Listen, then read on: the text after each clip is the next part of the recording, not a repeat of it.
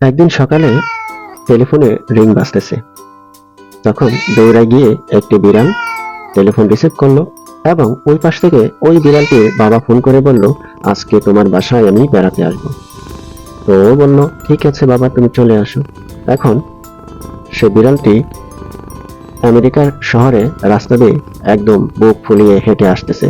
বিড়ালের বাবা কালো টুপি এবং কালো স্যুট পরে রাস্তা দিয়ে সুন্দরভাবে হেঁটে আসতেছে। তো এখন এখানে সেই সাদা বিড়ালটি তার হাজবেন্ডকে টাকা দিচ্ছে, তাড়াতাড়ি যাও, বাজার থেকে যা যা পাও কিনে নিয়ে আসো, আজকে আমার বাবা আসবে। তো সেই খুশিতে ওই বিড়ালটি চলে গেল বাজারে এবং এত বাজার করেছে যেটা নাকি মাথায় করে নিয়ে আসতেছে, হাতেও ঝুড়ি মাথায়ও ঝুড়ি, অনেক সবজি অনেক কিছু কেনাকাটা করেছে। এখন বাসায় আসার পরে তার ওয়াইফকে সে সহযোগিতা করতেছে, সবকিছু এখন তার ঘাড়েই পড়েছে কাটা বাছা করার জন্য। সব টমেটোগুলো পিস পিস করে কেটে দিচ্ছে, সমস্ত সবজি কেটে দিচ্ছে। এরপরে দুইজনেই একই সাথে রান্না বান্না করে টেবিলে সুন্দর করে পরিবেশন করতেছে। এখন তার বাবা এসে সবাই মিলে একসাথে খাবার দাবার শেষ করলো।